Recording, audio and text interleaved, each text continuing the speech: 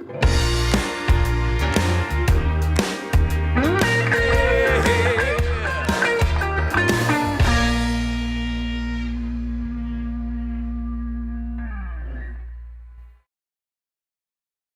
what we're going to talk about is basically we're going to start with this, what are the ingredients in glazes and what do they do?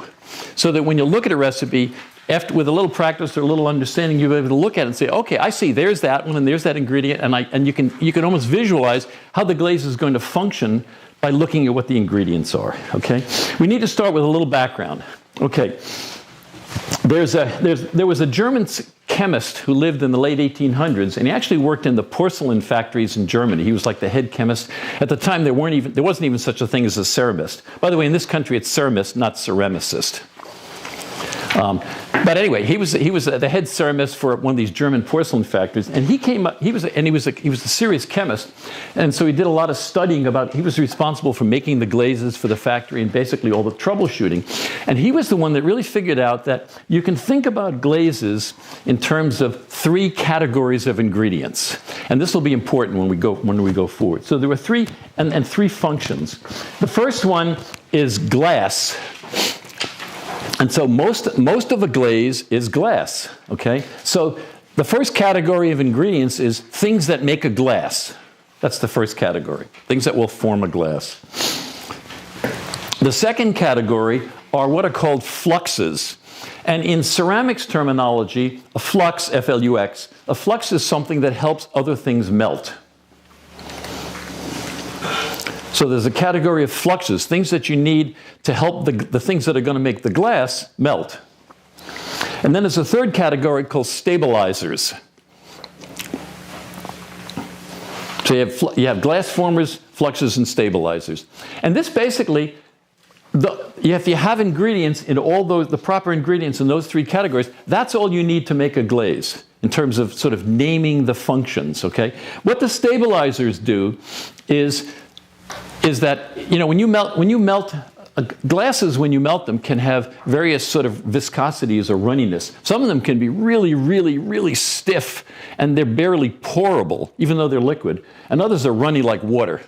Well, for pottery, as you probably are aware, we don't want glazes that turn into water when they melt, because they'd run right off the pot. So the stabilizers actually do 2 things, but their main function is they stiffen the glaze so that it doesn't run off the pot. So if I'm making a molten glass that normally would be very runny, I add a stabilizer to it so that it's not as runny. That's the purpose. And he realized that very early on because he's working in a factory and he's making glazes and he's trying to glaze production pieces, and so they can't have the glaze running all off the thing. So now to step back, one other thing is, I mentioned they were mostly silicate glasses. So the main thing that we're trying to melt to make our glasses is this, quartz. This is the source. This is pure silica, and this is the bulk of what our glasses are made of. The problem is this stuff doesn't melt at any temperatures that we can reach with our kilns. It melts at over 3,000 degrees. So we couldn't melt it. I mean, there are plenty of kilns that go higher than that, but we can't melt it. And in the past, again, here's the guy that was working in the 1800s. They didn't have furnaces they had no furnaces that went that high. They're basically everything was fired by burning primarily wood or coal, and they could get above 2,000. That was about it. So you had to have something that you could add to this to make it melt at a low enough temperature, and that's what the fluxes do. So if I take a flux and I add it to this quartz, now together they melt at a much lower temperature. I combine them. It's almost like magic. But you combine the flux with this silica and it melts at a significantly lower temperature. And now all of a sudden I can get something to melt within the range that my furnaces can reach, my kilns can reach. So I could make a glass by just taking something like soda ash and quartz, putting it in a furnace and melting it. The only remaining problem is it's way too runny. It turns into water when it melts. So then I add a stabilizer to it so that it doesn't get so runny, and I've got a glaze. I've got a basic glaze. Okay. So this German chemist Seeger was, and it was really a big advancement because at that point, this was kind of, late 1800s was really kind of when chemistry started getting serious, the 1700s and the 1800s. And he was the first one to really simplify it. Before that, glazes were really kind of a mystery. We had inherited recipes that had passed down through generations, and they were really just trial and error. They were the result of, 1,000 years of trial and error. So he was the first one to really make it systematic, and all of a sudden you could make sense out of glazes. By thinking about this in terms of these three categories, the glass former, the fluxes, and stable, all of a sudden you can make sense. So we're going to, anyway, we'll talk a little bit more about that. So now if we go to the next page in your handout, the one that says the unity Seeger formula.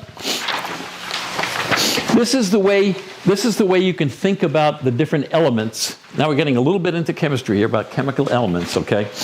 Is that if you organize the unity or the Seeger formula, that was just his notation for his method of writing out. You can write out the formula for a glaze in terms of these three categories of materials. So that's all that refers to. So you've got the three categories again: fluxes, stabilizers, and glass formers. And under the fluxes, these are the chemical elements that function actually as fluxes: potassium, sodium, lithium, calcium, and I've given the chemical formula: calcium, magnesium, barium, strontium, zinc, lead, and boron. Now they're actually, to the right of the name, it's actually like K2O. That's actually the oxide. The oxide. In chemistry, when you talk about ingredients like this, it's traditional to talk about it in terms of the oxides. That's just kind of the convention. So we don't say like it contains potassium. We say it contains potassium oxide. So, but these are the elements that serve as our fluxes. And we'll go back and we'll talk about those when we start talking about materials. We'll say, see, that one contains a lot of sodium, for example. So that's one of the fluxes. But these are the elements that function as fluxes. And then under the stabilizers, the main one is alumina, that's a short term for aluminum oxide. That's the main stabilizer. That's the main material in a glaze that keeps it from being too runny. Aluminum oxide. And on the glass formers, the bulk of our glaze, there are a couple of others that we'll talk about, but the bulk of it is silica, like I mentioned before. So there really is only one primary glass former, silica. So we have all these choice of fluxes, one major stabilizer, and really only one significant glass former, silica. Okay? Okay, and we're going to come back. Now, I just mentioned, you asked about why the boron was only under the one. The boron actually, it's unique because, like for instance, potassium is really only functions as a stabilizer. But boron is unique. Boron oxide is a flux, and it can also function as a stabilizer, and can also function as a glass former. So it's kind of a little unusual in that respect. We can talk more about and I can talk to you on the side about the chemical formula aspect of it. But you notice the RO and R2O3 at the top, R2O. That's the format, and that coordination, the coordination numbers and the valencies in those are what determine how they operate. So the B2O3, even though it has the R2O3 structure, so you'd say it's a stabilizer, and it is, its primary function is as a flux. Okay, so the point is, we need all three of these groups, the groups that Seeger came up with, we need to have all three of them in a glaze. We need to have at least one representative of each one of them in the glaze. And the properties of the individual, the groups and the individual members of the groups determine all the glaze properties. They determine if I choose a different flux or primarily fluxes or different amounts, it determines the firing temperature and the firing range. For instance, is it a low temperature glaze or is it a high temperature glaze? Does it have a narrow firing range, meaning that I've got to get it right on the money, a certain temperature to make it mature, or is it kind of tolerant? Can I fire it over a wide range? I mean, I've got a cone 6 glaze that I can fire anywhere from cone 6 to 14, and it comes out perfect because of what's in it. And there are other glazes that if you don't get right on cone 6, they're either under cone 5, it's seriously underfired, cone 7, it's seriously overfired, and 6 is great. Well, that characteristic is determined by the choice of fluxes and the proportions that are in the glaze, going back to those three components again. Whether it's glossy or matte, that goes back to these three things. Every property of the glaze that you can think of is determined by these three groups of materials and the specific examples within those groups. Whether you're picking whether the flux is sodium versus calcium, that sort of thing. If it's clear versus opaque, that's determined by, that's controlled by this. The color is controlled by this. The crazing, whether it crazes or not, is controlled by this. Every single glaze property you can think of goes back to those three categories and what's in the categories. Okay? So this is why it really helps to understand a little bit about this, because then if you have a problem, you can go back and say, I mean, like, for instance, there's one, we'll talk about it, but there's one primary cause of crazing, and you can look at the glaze recipe and you can see that it's going to craze or it's not going to craze, which we'll talk about. So what I'd like to do is I'd like to look at a list of common glaze ingredients and just go down the list. And I apologize if you've seen all this before, you've heard it before. If you have any questions, please ask. But I'd like to just go down the list and talk about each one with respect to these three categories and say, well, what is it? And what does it do in the glaze? Okay?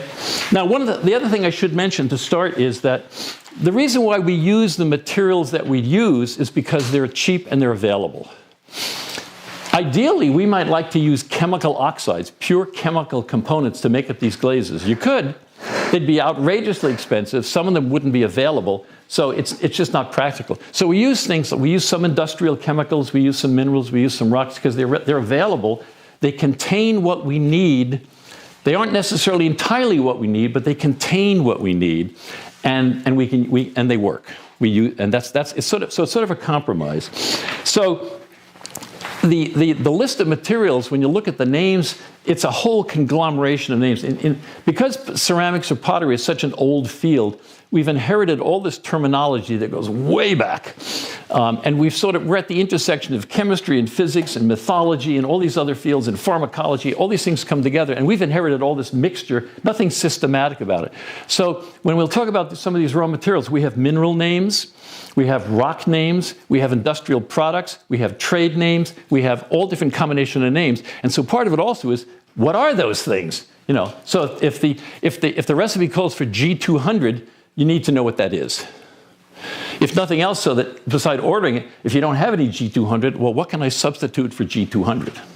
Okay. The first category, let me define also, a mineral is a naturally occurring chemical compound, basically. And minerals aren't hodgepodges of materials. It's just like the chemical off the shelf in a chemistry lab or in a pharmacy. They're fairly pure materials, and I can write a formula for it, so I know what they are. It's not like, well, I have no idea what the composition is. I know pretty much exactly what the composition is. It's just that because they're naturally occurring, they have a mineral name in addition to a chemical compound name. Because when they were first found and discovered, long before we knew about the chemistry, we just said, well, there's this weird looking stuff. Like Epsom salts is a good example.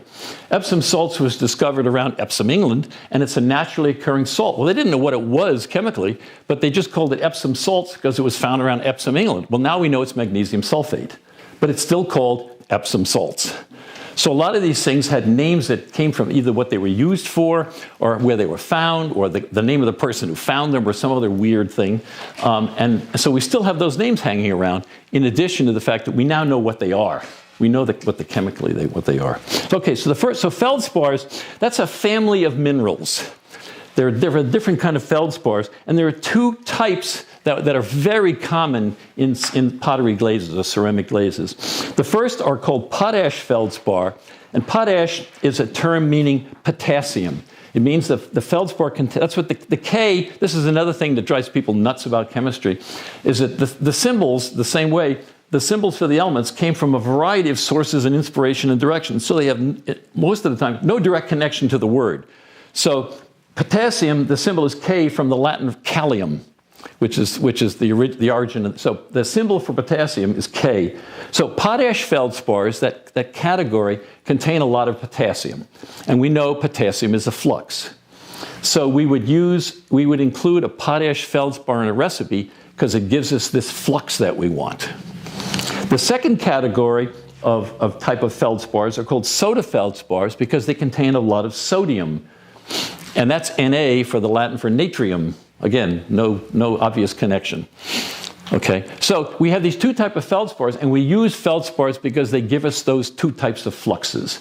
They gave us that previous list that had the list of the elements under the Seeger formula. Sodium and potassium oxides are fluxes, and so if we use these two types of feldspars, we can get those fluxes that we need. That's what they're used for. The next one is, this is the one you see a lot, especially in cone 6 glazes, nepheline syenite. That's a rock. And I've got a chunk of it over here. It's a very unimpressive looking rock. Looks like nothing special. But it contains a lot of sodium. So it's another source. Now this is a rock, not a single mineral. This actually contains 3 or 4 minerals. But if I analyze this chemically, overall it contains a lot of sodium. So it's still a good source for sodium, that flux that I like, that sodium flux. The reason why, one of the things to think about also in terms of whether something is a mineral or a rock, and just in general, since these things are dug out of the ground, they change from time to time. Even in the same mine, as they're mining the material, the composition, the actual chemical composition of what they dig up changes with time. Because you couldn't, let's say they have a deposit in the ground that's 5 miles across. There's no reason to expect that the composition is exactly the same everywhere, and they keep digging it up. So the composition of their product is going to gradually can change or drift with time. But it's more likely to change if it's a rock than if it's a mineral. So nepheline syenite can be fairly variable depending on where you get it from. All they say is it's nepheline syenite, and unless you get information as to exactly what the composition is, there's no guarantee that nepheline syenite from different sources is going to be the same. It's a rock, and there are several minerals in it that can vary in proportions, so it's not that uniform. It may not be. Cornish stone, these two terms are exactly the same thing. They're just two different terms for the same stuff. Cornish stone or Cornwall stone, that's a rock from Great Britain. And it's mined in Cornwall, as you can imagine, the Cornwall, southwest part of Great Britain. And it's just a naturally occurring rock that happens to have a lot of fluxes in it. So we use it. It's kind of like analogous to nepheline syenite, but not exactly the same. Now, the one thing maybe I didn't emphasize enough before, but when you're making up a glaze and you have all these separate powders and ingredients and you put them together, mix them together, and then you melt it, everything is dissolved. If you're firing it correctly, everything is dissolving in the glass, just like dissolving sugar in water. So if you can reach into a kiln at high temperature when the glaze has melted and take your finger and wipe it through the glaze, it's like honey. It's a clear, slightly yellowish or whitish, clear liquid, and there aren't any chunks. It's absolutely transparent. Everything has dissolved in it. So it's not, and what happens is all the ingredients completely lose their own identity. And so you can't find a feldspar anymore in a glaze. They completely lose their identity and change into something new. Okay? So it's kind of like, I'm trying to think of anything. You can make an analogy sort of to cooking. It's not a really good analogy, but I'm trying to think if I had an example here that you can think of.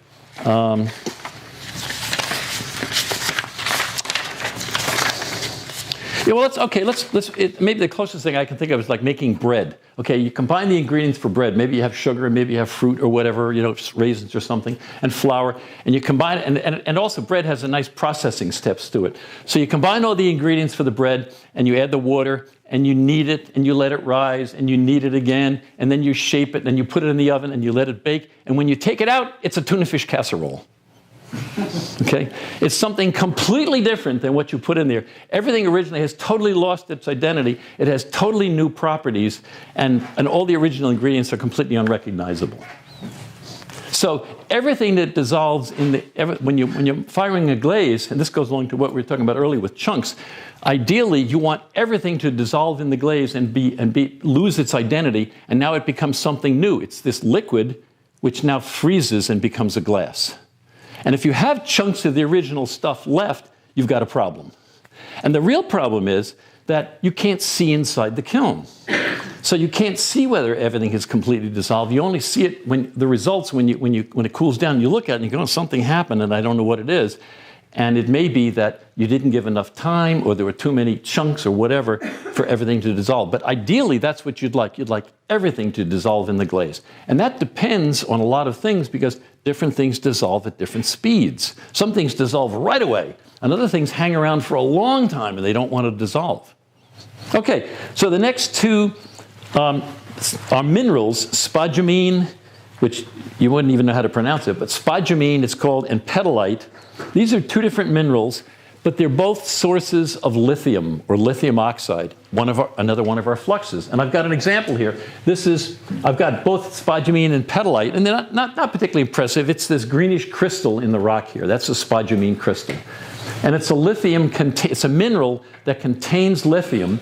So we use it as a source of that flux. Lithium was another one of those fluxes chemical that acts as a flux. So here's a source, here's a natural mineral that we can use as a source to get lithium if we want that flux. And petalite is another one. The only difference is they have slightly different compositions, so you can't directly substitute one for another. The next three, flint, silica, and quartz, that's all the same stuff. It's all silica, or that silicon dioxide is the chemical term. And it's different because, now, flint is a rock name, actually. This is flint. If you see flint in a recipe listed as an ingredient, there's a good chance it's a British recipe. And the reason why is this is called a flint nodule, because in Britain, for centuries, the only source of silica to make up their glazes was these flint nodules that occur in the chalk cliffs, in the chalk deposit, like the chalk cliffs of Dover. This stuff occurs as nodules or lumps in the chalk. And when the chalk weathers, these things weather out and they roll down to the bottom. So if you walk along the cliffs, there's a pile of these pebbles all along the bottom of the cliffs where they've weathered out and rolled to the bottom because they don't wash away. And so they'd crush these up. These are almost pure silica, and this is what they use for the silica. But this is called flint. And it's sort of a slightly impure form of silica. So this is all they had to make their recipes. So almost all the British recipes, traditionally, they'd call for flint. And what they meant was silica. But that was the only source of silica they had. In this country, we have silica rock. We have quartz and we have sand that we can mine, which is also true in other countries. They didn't have it in Britain. So this was their only source. So the flint was their terminology for their silica source. It is silica. And the quartz, you don't usually see that in a recipe, but that's the mineral name again. Quartz is the mineral for this form of silica.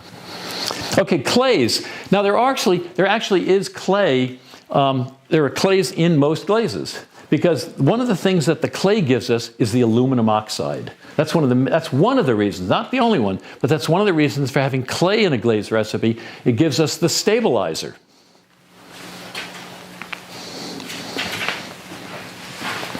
But the clays also perform other important functions. We demand an awful lot of a glaze when you think about it. It's got to have good properties in the bucket. It has to coat the things well, and it has to dry without cracking and not shrink and not fall off. It has to melt at the right temperature. It has to end up being whatever the way clear and so forth. So we've got all these, not just the final firing, but we've got all these properties while we're handling the glaze that we demand of the glaze. And so one of the things that clay does is first of all, clay is one of the things that keeps the glaze from settling out in the bucket.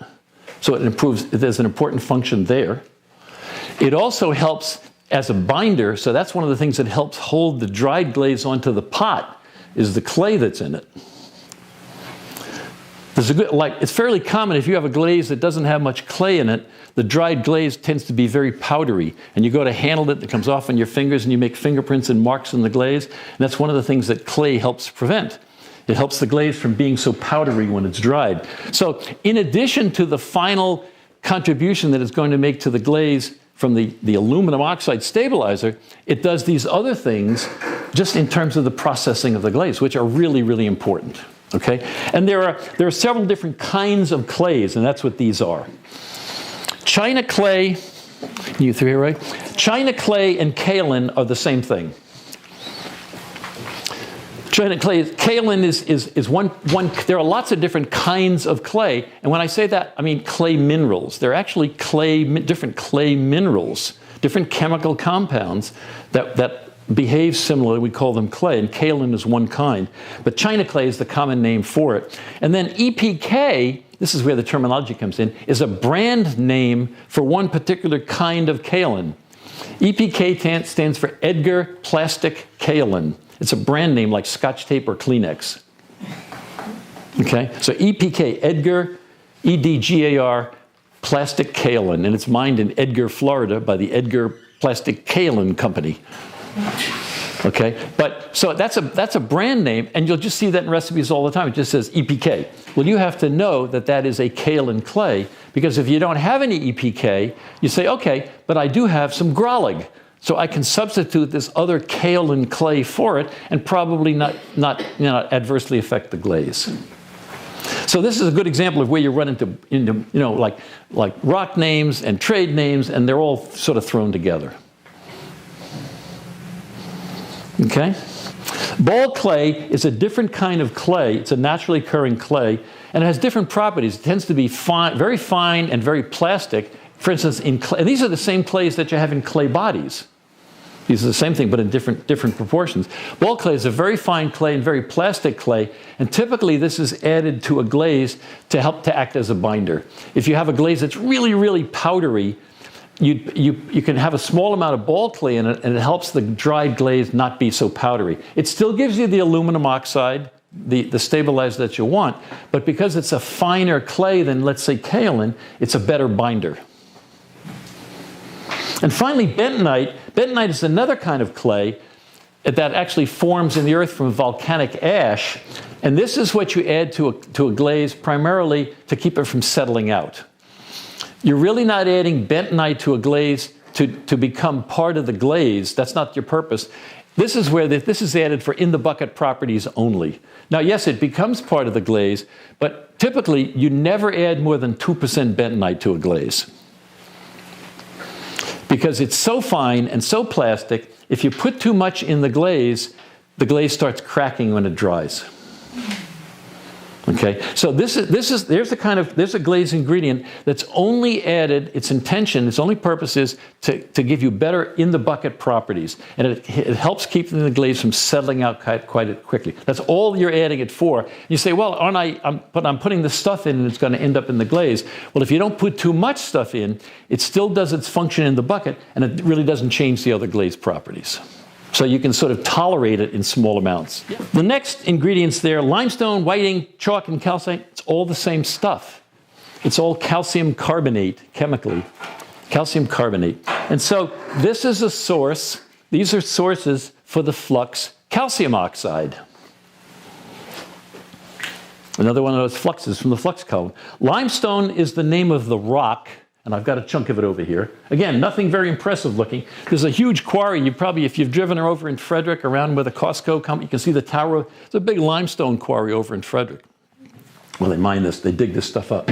But limestone is the name of the rock. Whiting is the name that they used in ceramics or in chemistry, because before they even knew what it was, all they knew was that if you take this rock and you grind it up and you put it in water and add some glue to it, you've got something that makes things white. That's where the name came from. So it was used for whitewash and painting fences and painting barns and painting houses. You'd grind up the rock, you get a white powder, you add some fish glue to it, and you add it with water, and you paint it on everything, and it makes them white. So here's a case where the name came from what it was good for doing. Made things white, whiting. Same stuff.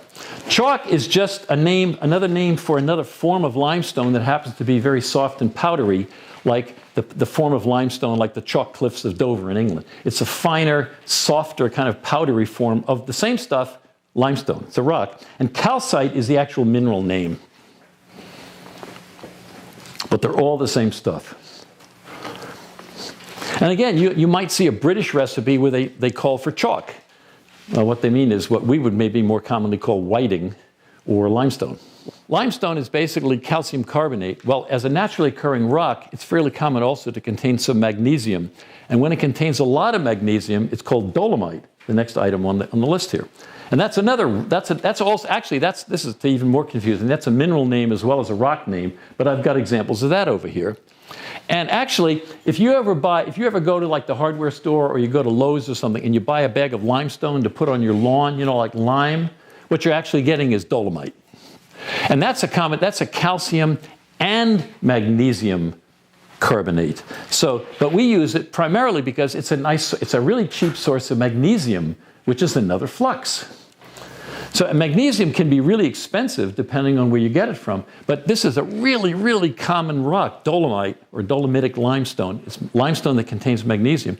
Really cheap, really common. So it's a great source of for this flux magnesium or magnesium oxide. Okay, next one on the list here is wollastonite, and that's a mineral. Here's another example of this was named after a British mineralogist named Sir Frederick Wollaston. You know, yeah. So I don't know. I'm kidding. I don't know whether his first name is Frederick, but anyway, his last name was Wollaston. So he discovered this stuff, so they named the mineral after him, which tells you absolutely nothing about what it is. Well, it's a calcium. It's another calcium-containing mineral. And I've got an example of that over there. This is wollastonite, this sparkly kind of white stuff. And you might say, well, wait a minute. We just talked about limestone. That's a calcium. That contains calcium. So why do we have this other stuff that contains calcium? This is a good example. It's because they behave differently when you fire them. Wollastonite melts at a lot lower temperature or reacts at a lot lower temperature in a glaze than whiting. So wollastonite is a fairly common ingredient in cone 6 glazes. And whiting is a fairly common ingredient in cone 10 glazes because you have to go to a higher temperature or a longer time to get it to dissolve in the glaze and completely react. So here's a case where I still want the calcium, but now I have a choice of sources depending on the kind of glaze I'm making or the firing temperature or the way I want it to melt. And wollastonite melts a lot easier at a lot lower temperature. Well, that's a good thing. So my firings can be faster, for example, than with wollastonite than with whiting. And I can also, so it works better at cone 6. The next two, Alberta slip and Albany slip, are actually clays.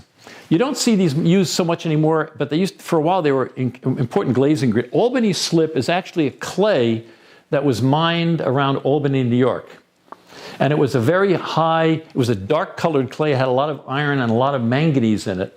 And the neat thing about Albany, the reason why it's called Albany slip instead of Albany clay is because that's all it was used for. Does everybody know what a slip is? Basically, a slip is, and we've changed the meanings and the usage. Technically, a slip is only clay and water. And the neat thing about Albany slip is this clay naturally contained all the ingredients you need in the perfect amount to make a glaze. So all you do is you dig up this clay, mix it with water, dip your pots in it, fire it, and you got a nice chocolatey mahogany brown glaze. It naturally had everything in it in exactly the right proportions for a cone 10 glaze. So it was really, really important. If you go back to the 1800s, if you think about it, potteries were typically established where somebody would find a local clay deposit and there'd be plenty of trees and a water supply, and that's where they set up their pottery. Well, if they needed to glaze their pots, what would they do? Well, they could do salt firing, or they could get some Albany slip, and all they need is that one thing to glaze their pots. This is fairly common. You see this on old crocks and jugs, like sauerkraut jugs and crocks. You see that sort of mahogany kind of dark brown glaze? That's Albany slip. And this stuff was literally, this was mined around Albany, New York, shipped down the Hudson River by barge, and it was shipped all over the world because it was so valuable to potters, the fact that they didn't need anything else. It made a stable, durable glaze that fired repeatedly at cone 10. It was like magic stuff. And so it also appeared as a glaze ingredient because it contains a lot of fluxes. So it was a source of colorants and fluxes in a whole lot of glaze recipes. And then not too long ago, it basically ran out. And the few remaining pits where it was being dug, they decided instead it would be better to put apartment buildings up on that land rather than continue to dig up the Albany slip. So what's left is buried under an apartment complex. And occasionally, if you look at ads and things, you'll still see people advertising that I still have original Albany slip, because there's still people out there that have it and hoarded it and collected it. But it appeared in so many recipes that it really became a valuable ingredient. So when it really became no longer available, several companies and organizations came forward and said, okay, well, we're going to find a substitute for it. We'll make a substitute. We'll mix a bunch of chemicals and minerals together and make something that works about the same. That's what Alberta slip is. Excuse me. Alberta slip is a commercial product that you can buy. It's sort of like synthetic Albany slip. It doesn't work exactly the same, but it's pretty close.